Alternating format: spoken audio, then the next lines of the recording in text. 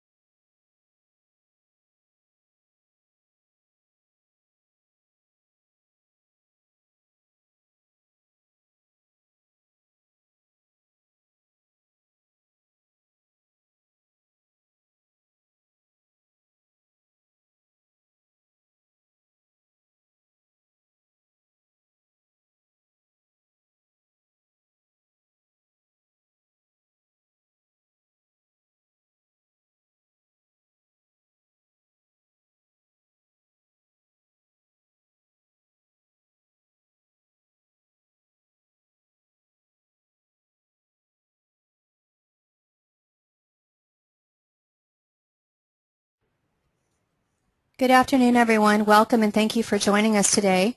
I am Christine Friend with Irvine Valley College.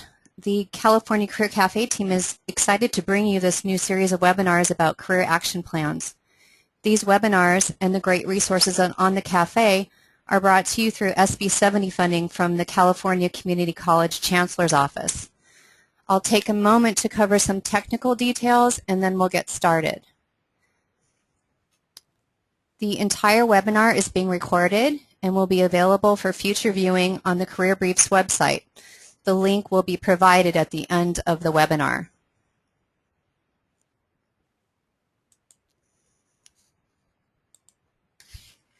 You should see a control panel similar to this one on the right side of your computer monitor. If you don't see it, then look for this small group of icons on the top right corner. Use the double arrow key to expand the control panel out. If you have any questions or comments, please use the questions area right here. Oops, pardon me. And I will answer your questions as soon as possible. Technically anyway. If it's a question for Rita, I will hold it until the end and ask everyone's question at that time, so be sure to stick around. Now to the webinar.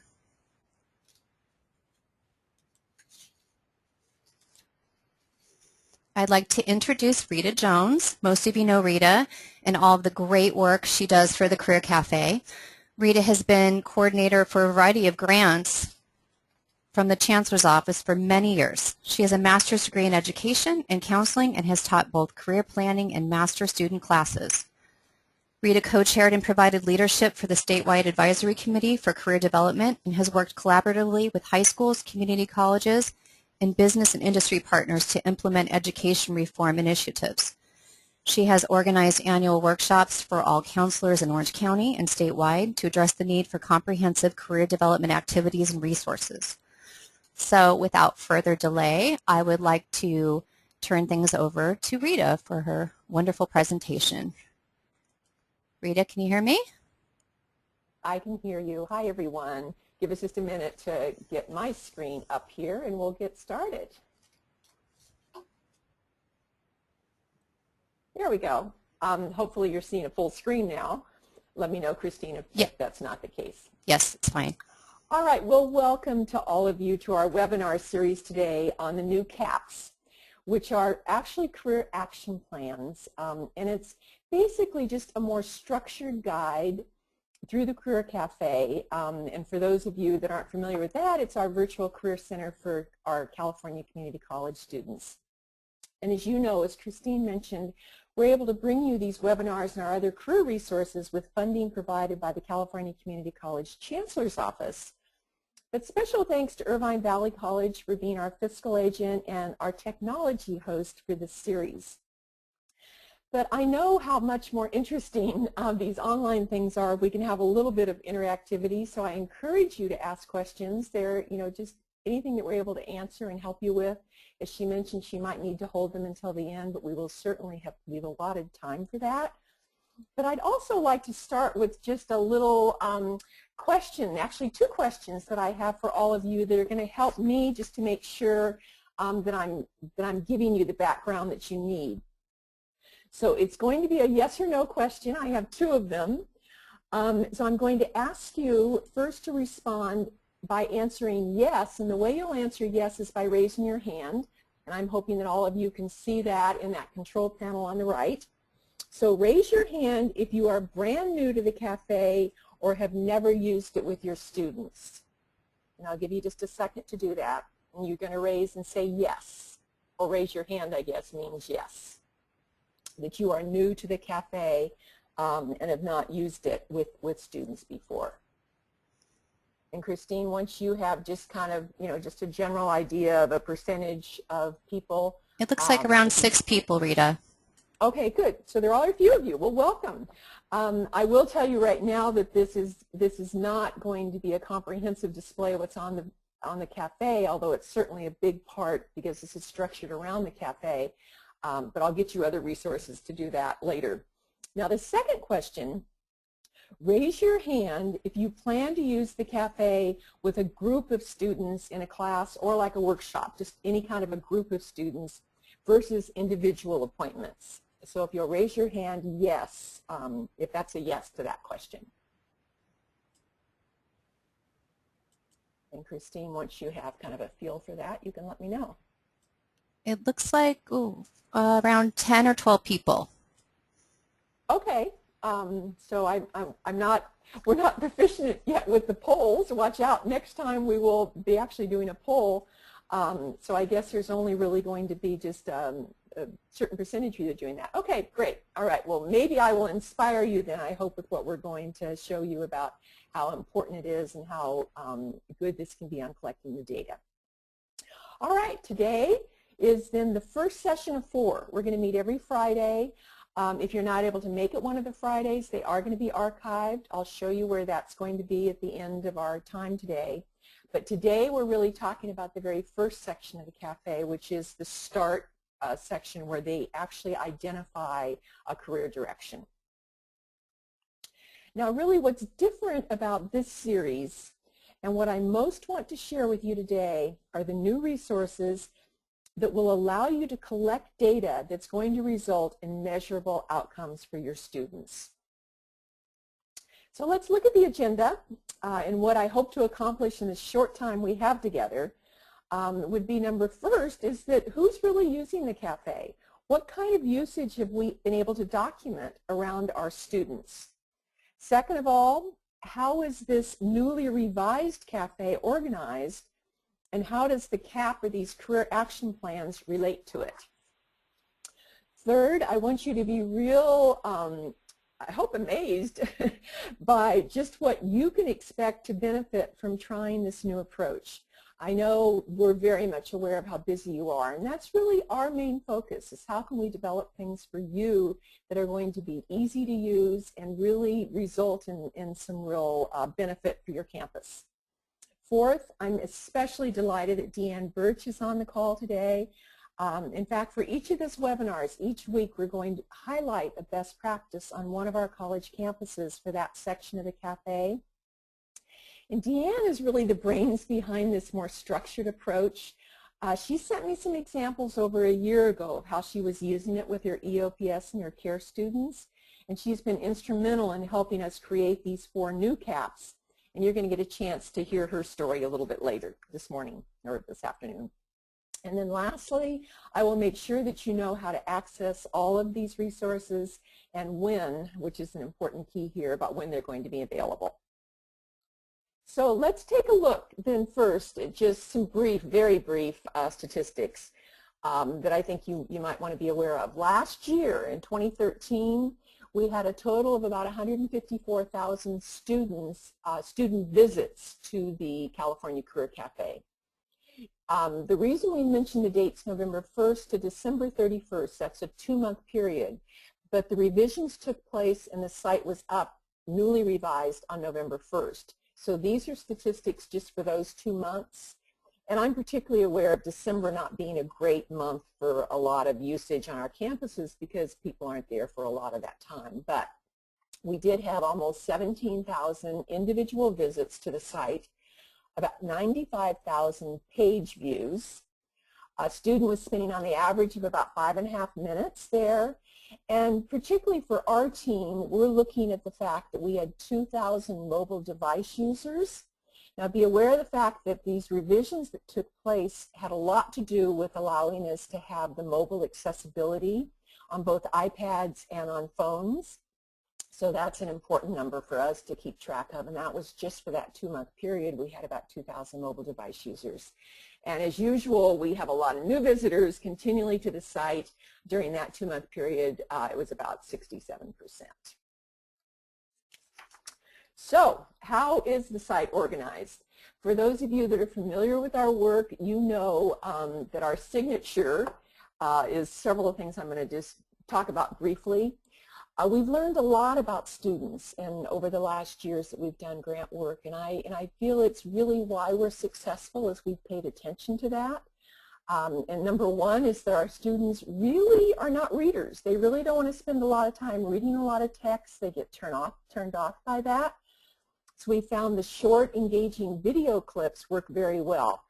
Most of the video clips on our site are between 1 minute and 3 minutes. If it's any longer than that, trust me, it's important or it wouldn't be there. We really focus on what we can do in a very short way. I think these video clips are particularly important for you as professionals because you can use them. They're a great introduction and a great way to grab your students' attention, like at the beginning of a workshop or even just to have them go watch that. it's always good for them to hear this from an expert and not always just from us. Another of our signatures is an experiential student activity. You'll see one as part of every area within the cafe, mostly because we know that once a student's experience something, they're going to remember it better and it's going to have more of an impact in their life. So that's for the students, but for you, we've been able to put them in a PDF, easily printable format, so you can just click on a button and print out what you need for a workshop or a class or an individual student and be able to give that to them. And I think one of our team's favorite things is since we've been able to provide them graphically enhanced. You know, I think they're really cool how the student activities work. You'll see now there's more of a good to know section to expand interest within each of the areas of the cafe. And that's important not just for the student that wants to go deeper, but that's really information that you can use when you're doing a workshop. You can, you'll have additional credibility, something if you want to go read up yourself on to make it a broader subject for you. And then lastly, everything on our career development side of the house is based on the very simple career development process that a student needs to do again and again, which is to assess themselves so that they can find a career direction, to explore or know what their career options are so they can connect to a career goal. And I don't have to tell all of you out there on the campuses how important the Student Success Initiative and the legislation around our students creating career goals, how important this has become in our work. And we're going to show you how easy that's going to be for you to be able to pass on to the students. The experience process, which I happen to feel is one of the most important things that they can do, and that's validating that choice that they've made by getting real-world experience. And then lastly, and very importantly, preparing themselves to actually land the job they want in this competitive economy. So that's really how it's organized. Now, let's talk about you for a minute. Our new project is all about making it easy for you to collect data based on student learning outcomes and then use these accountability measures to increase your credibility on your campus and then give you some tools to expand the work that you're doing and hopefully secure some more help for yourself. We constantly have it come up about we need some help with credibility. We need to be able to document the work that we're doing. So I'm really hoping that this can make a real difference for you. And what I'd like to do right now is ask Susan Coleman, who's our grant director, just to come in for a minute and talk to you a little bit about the data and why that's so important at this stage of our work to be collecting that. Susan, is not only a statewide leader, but she's in Sacramento a lot more than I am. I think it has much more of a global perspective on how important this particular task has become. So, Christine, if you'll unmute Susan, I'd love to have her in. And Susan, can you give us a little perspective? I'm here. Thanks, Rita. What I would like to share with you today is everything is accountability, accountability, accountability. You need to be tracking your students. I know we hate that word tracking. One of the things, if you've been following the governor's proposed budget, he says we have to improve student outcomes. So I like it that we have, the pre-test, post-test. I mean, that goes right along with the student learning outcomes. But in addition to that, in the governor's budget, there's $200 million for student success, $100 million for underrepresented. And they're very specific in there of what it's supposed to do. Increase orientation, assessment, placement, counseling, and ed planning. And we are going to have to be accountable for the success of our students in 3 different ways. One, to decrease the time to a degree or certificate. So one of the things that they're trying to do is get the students through the system as quickly as possible. Now, we know that that's difficult. It's difficult for students to make a good decision. That's going to be your job, to help them make those decisions, but then also to follow them to see what happens. If they declared, if you help them with an ed plan and they declared a career goal, how long did it take them to get the degree or certificate? They also increase the number of students that have completed degrees or certificates, more and more accountability around completion. And the other is to improve the transfer students. Now we know that, in a lot of cases there's a big emphasis on transfer, but something happens. Students come in and they declare transfer, but something happens and they never transfer. Or if they transfer, they don't complete. So it's going to be increasingly important for you to follow your students, to put together a plan for how you're going to document your services and follow the result of those services. There's another new, besides what's coming out with the Student Success Initiative, also there's a launch board through the Chancellor's Office, and there's going to be a lot of data that you can enter into the launch board that will help colleges and campuses to make decisions based on data. So that's my little thing on accountability. It is more important every single day, and it's going to be your responsibility. So we've started you out here with the accountability on your student learning outcomes, and once you put students through these CAPs, then you could follow them into their ed plans and into completion of degrees and certificates. Thank you very much. Okay, good. Thank you, Susan. That's always helpful in it. And I think I always feel like there's just a lot to be done out there. I'm really hoping we get some real help, all of us on our campuses, with the online ed plan and that sort of thing. But we'll just see how that goes. For now, let's start with our piece. So what I'd like to do is just take a look. I want to share with you next. Just, in fact, let me bring that up. What I want to share with you what the CAP looks like. I want to make, because I think many of you are new to this and haven't seen the CAP. I want to show you just briefly what that looks like, and then I also then want to take you and show you what this educator's guide that will help you with that. So let's give it a minute and hope this is going to come up here. It takes a second. What can I help you with before that? Are there any questions at this point, actually, while we're waiting for that screen to come up? Oh, good. There it is. Just make sure you put your question in the sidebar there if you do have one. All right. All of you know the cacareerbriefs.com site is for our professionals. Obviously, the cafe is for the students, but the briefs is for you. This is actually live on the home page. This is where we house all the QTs and are going to have all the links to a lot of our resources. Right now I'm going to this red section at the bottom here that says free resources. I'm going to tell you right now, just while I'm live here, this section over here where it says Statewide Advisory Committee will probably say webinars shortly, and all these archived versions of the webinars will be there. So let's go to free resources and take a look at that CAP.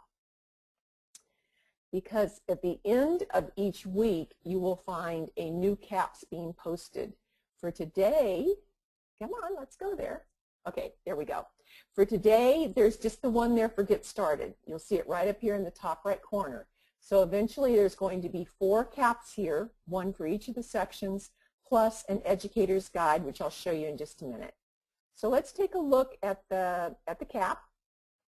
Now, let me tell you, this project is not for every student on your college campus. The cafe is very user-friendly, and it's easy for our students and engaging for our students to go to. So for a general kind of student, you can just be able to give them the link and have them go there and do whatever it is that you want them to do. I'll tell you, this project is really about certain groups of students that you're working with that you want to collect data around. I originally really envisioned this as being a perfect bridge for our high school students, getting them ready to be able to come see a college counselor and save all of you counselors some time. So it certainly can be used by our grant people that are working with the high schools as a simple activity that we could do with those students, getting them ready to be able to do an ed plan.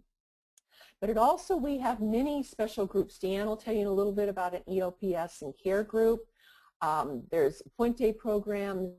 There's a classroom of your students. Any way that you want a more structured approach that you can collect data around is what this CAP is really going to be able to do for you.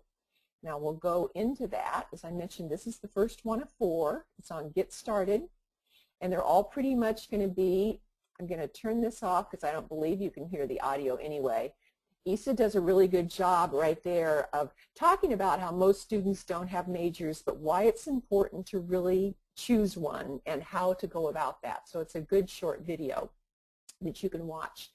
It's 3 steps to a career goal. You can see step 1 is the whole piece around identifying their strengths and going through assessments. Second one is the Holland Code, matching their personality to careers. And the third one is how to make a career decision. I'll just go through each page just to show you visually what that's like. A student would just go here, go through these steps, fill out this particular worksheet and have that ready for you. Second page, they would go through these 4 steps, print out this particular activity sheet and give that to you. And all these are the same activity sheets as on the cafe. This is a reflection of what's on the cafe. And then the big one that I think will really be used here is around how to make a career decision and set a career goal. We worked a lot on this, and I'm going to request your feedback too about how this is working. But you can see again more steps, but again they fill out a student activity sheet. This particular CAP also has a bonus section where if you want them to go to possibilities and answer reflective questions, or the other one I really like is how to identify educational options for themselves. That's a particularly good one. So let's get out. That's the CAP. That's what basically it looks like. Remember, that's for students. It will be located here in the free resource section. All right, now let me go back to my PowerPoint then, because I want to show you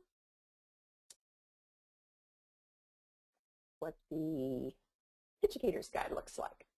All right. There we go. All right. Now the educator's guide is the next piece, and this is what Deanne has been so helpful on creating this around a lot of the work that she did originally. But let me just show you. This will be the cover of it over here on the left, but let's take a look inside. It's going to be a PDF document located in that same location where the CAPs are. This is for you because it's going to contain your student learning outcomes and all your pre-test and post-test. So let's just see what that looks like. First of all, remember it's for the 4 different sections. The first one on starting or finding a career direction, the second one on explore, the third one on experience, and the fourth one on prepare. Now this is probably the most important piece of the whole document, but I want to make sure that you don't think in any way that this is mandated or the way it has to be or in concrete for any reason. This is a starting point for you. You can revise, you can add, you can delete, you can do whatever you want. This is your particular working document. Just be aware of the fact that these are the student learning outcomes for the pre and the post tests that I'm going to show you. So if you eliminate some questions from that test, you're going to want to have it be able to adjust it here in your student learning outcomes. But for today, I just really want to start with the first one, CAP number 1.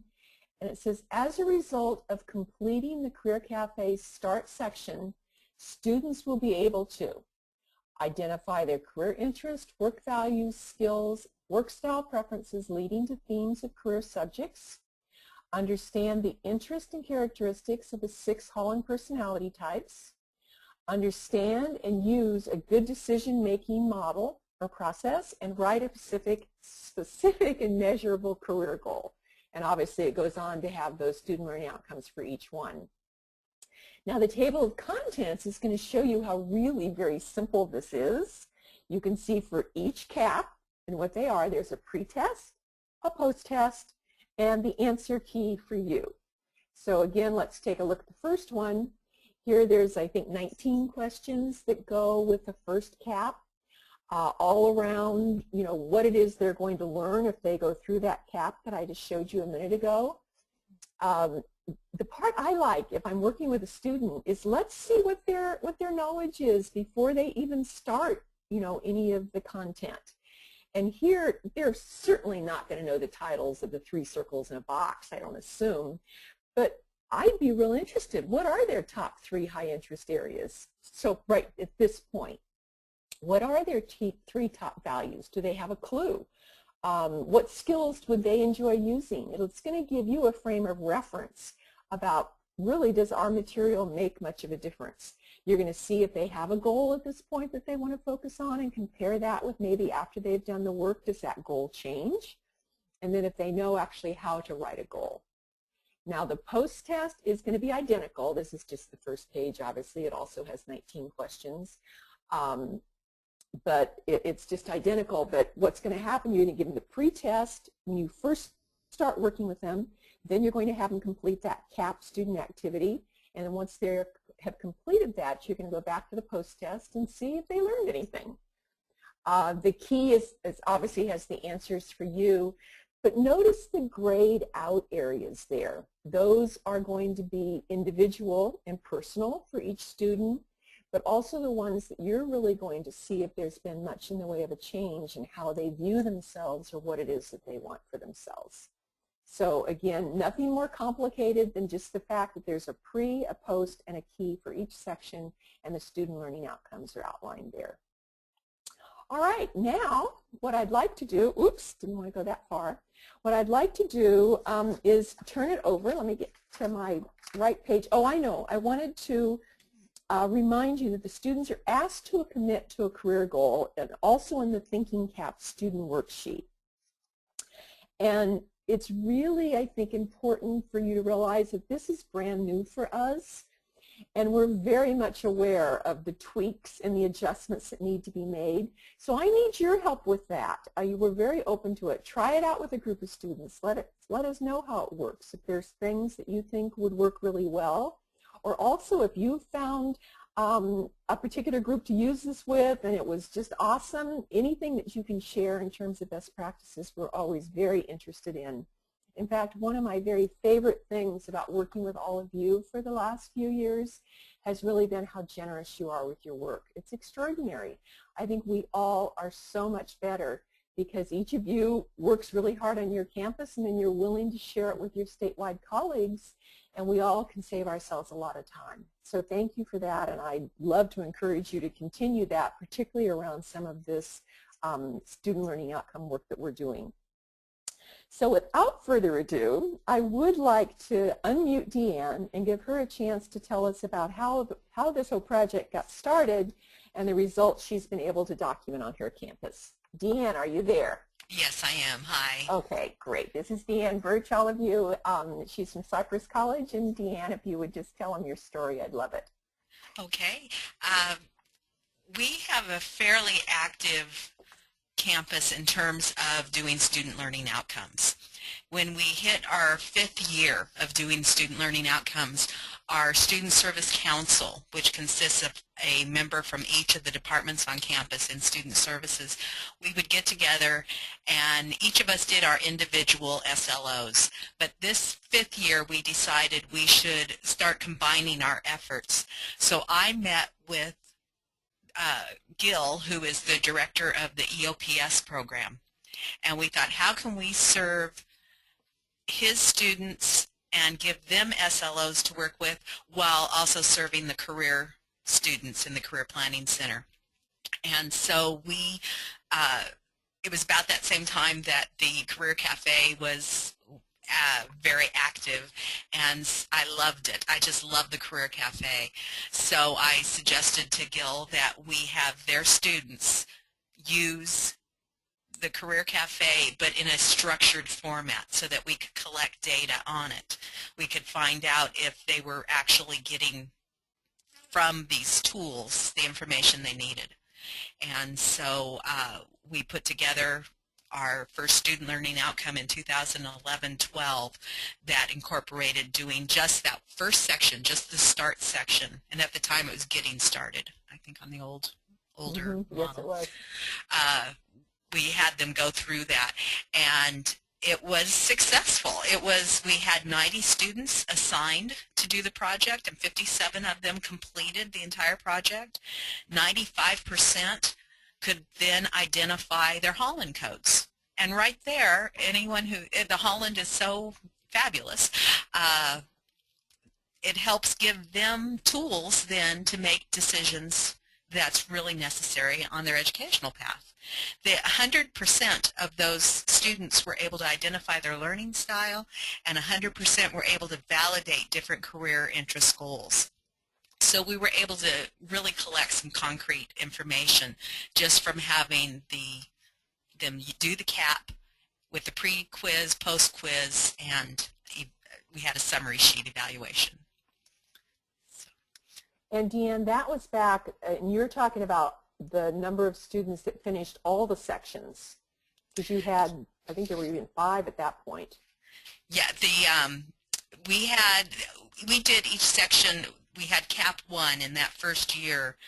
We just had this section, and that's where we had 90 students start it, and 57 of them completed it. Okay, great. And then we continued, so anyone who completed CAP 1 continued the next semester to do CAP 2. Okay. So each semester, it was a 4-semester project.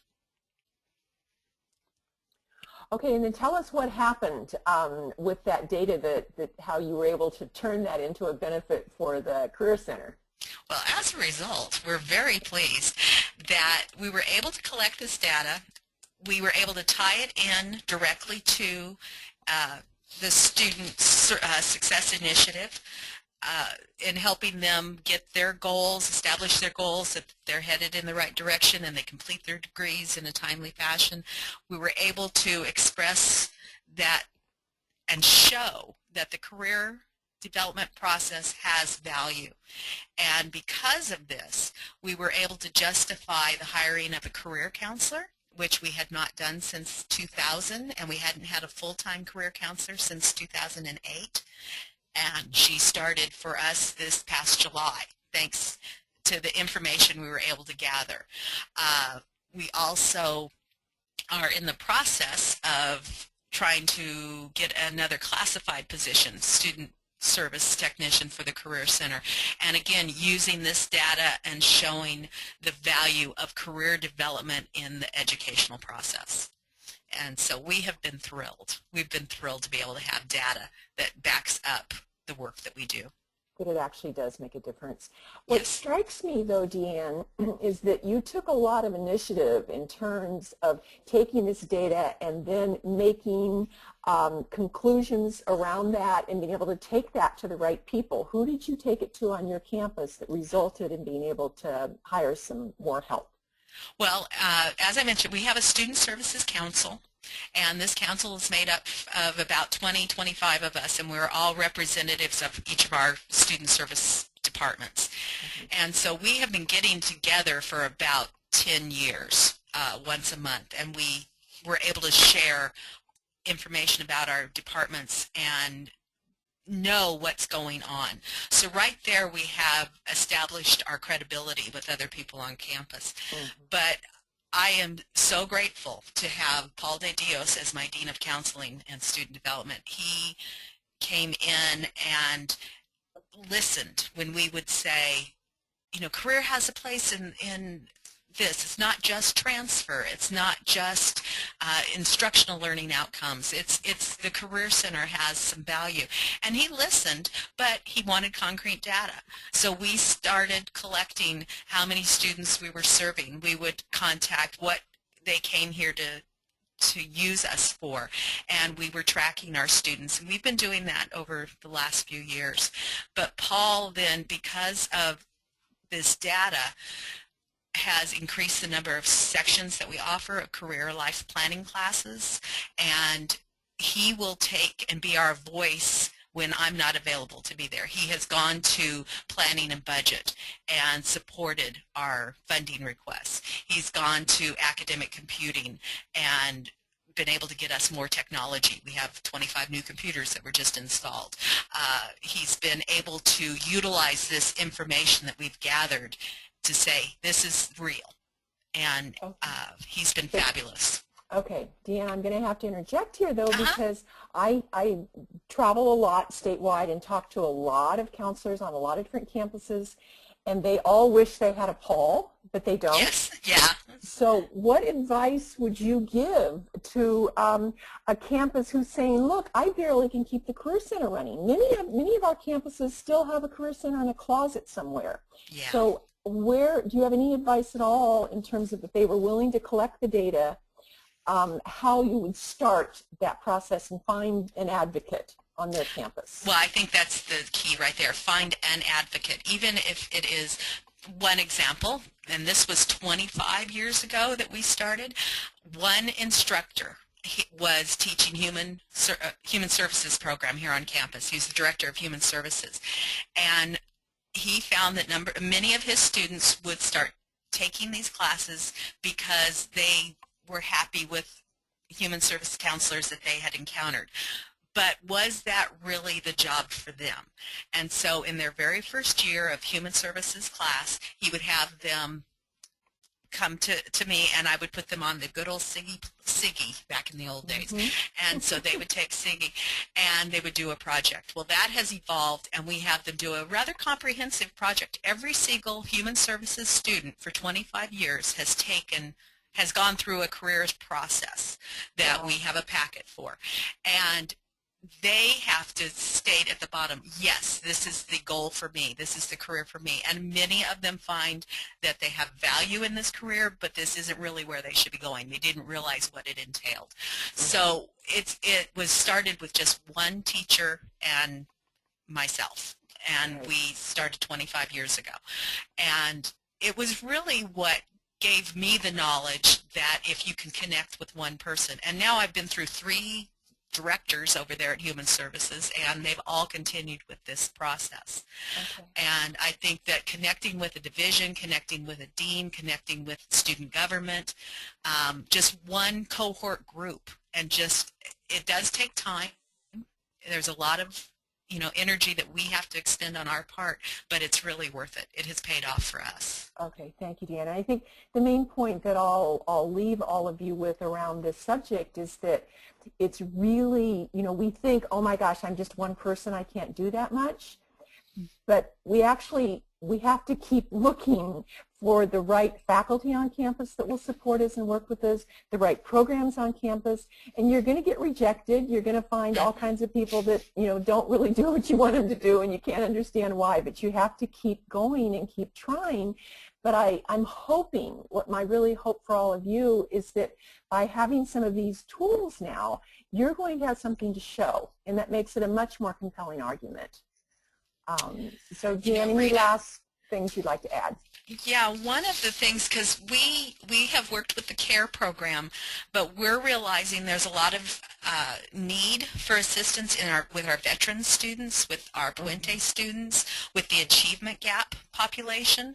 So we're hoping to expand this out to more groups, and so I'm hoping to gather even more information and be able to share it with others. I think it's a perfect opportunity to start approaching different groups on our campuses, and every single campus has these special groups. Even I would love to see a program if any of you start working with financial aid around this because of the requirements they have. I'd love to hear about it and be able to, share that with our other colleagues. So that's wonderful. Anyway, thank you for the inspiration, Deanne, and thank you for all the hard work you've done to help us get this in the format that it's in now. We really appreciate it. Thank you. It's been my pleasure. Okay, good. Well, we're almost done here. I'd like to find out any questions while we have Deanne here, although she also has said she's happy to answer any questions after this. What I will do for all of you is send out an email following this webinar with a link to where the archived webinar is, our email addresses, and to make sure you know where to find the CAP. But we're happy to answer any questions. We have a few more minutes if there's any that have come up. Christine, are you seeing any? Donald is asking, can you show us where we would find the pre and post worksheets? Okay. But I know exactly which Donnie that is. Hi, Donnie. Listen, the educator's guide is not posted yet because I'm trying to wait for each of the other CAPs to be done.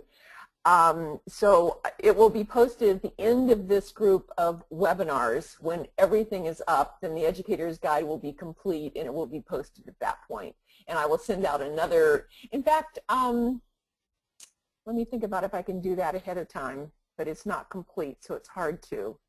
I'll think about it, but I will put the message about that in the email that I have as a follow-up to this webinar. But it will be done this month, I promise you, and be posted, and it will be on Career Briefs in the free resource section up in the top right. All 4 CAPs will be there, and all the pre and post tests will be there.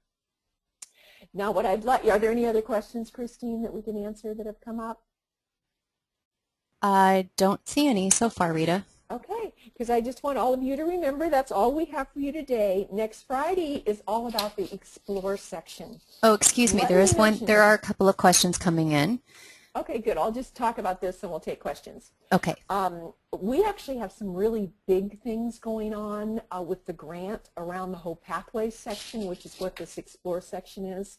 So make sure you tune in, to learn about some great ways, and it's not just using this Explore section with students that I'm interested in. It's a great liaison with your CTE faculty. There'll be all kinds of options for ways that you can approach them and work with them more around student learning outcomes and student success. So Christine, we're back to you. If you have a question, we're happy to see if we can help. Sure. Okay, so Janina's asking, if we use the CAP, would you like for us to report back to you regarding the outcomes of SLOs?